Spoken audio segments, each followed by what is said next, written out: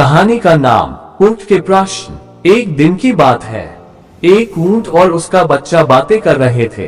बातों बातों में ऊंट के बच्चे ने उससे पूछा, पिताजी, बहुत दिनों से कुछ बातें सोच रहा हूँ, क्या मैं आपसे उनके बारे में पूछ सकता हूँ? ऊंट कैमल बोला, हाँ हाँ बेटा, जरूर पूछो बेटा, मुझसे बन पड़ेगा तो मैं जवाब जरूर दूंगा।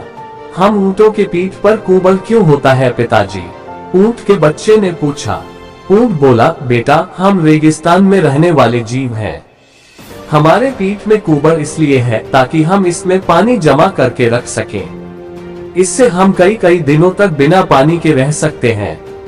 अच्छा, और हमारे पैर इतने लंबे और पंजे गोलाकार क्यों हैं? ऊंट के बच्चे ने दूसरा प्रश्न पूछा। जैसा मैं तुम्हें बता चुका हूँ कि हम रेगिस्तानी जीव हैं। यहाँ की भूमि रेतीली होती है और हमें इस रेतीली भूमि में चलना पड़ता है। लंबे पैर और गोलाकार पंजे के कारण हमें रेत में चलने में सहूलियत होती है। अच्छा, मैं हमारे पीठ में कुबड़, लंबे पैर और गोलाकार पंजों का कारण तो समझ गया, लेकिन हमारी घनी पलकों का कारण मैं समझ नहीं पाता। इन घनी पलकों के कारण कई बार मुझे देखने में भी परेशानी होती है। ये इतनी घनी क्यों है? ऊंट का बच्चा बोला, बेटे, ये पलके हमारी आंखों की रक्षा कवच है।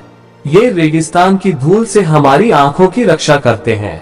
अब मैं समझ गया कि हमारी ऊंट में कुबड़ पानी जमा कर रखने, लंबे पैर और गोलाकार पंजे रेतीली भूमि पर आसानी से चलने और घनी पलके धूल से आंखों की रक्षा करने के लिए है।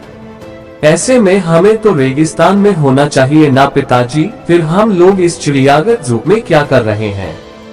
सीख, प्राप्त ज्ञान, हुनर और प्रतिभा तभी उपयोगी है जब आप सही जगह पर हैं, अन्यथा सब व्यर्थ है। कई लोग प्रतिभावान होते हुए भी जीवन में सफल नहीं हो पाते क्योंकि वे सही जगह क्षेत्र पर अपनी प्रतिभा का इस्तेमाल नहीं करते। अपनी प्रतिभा व्यर्थ जाने मत दें।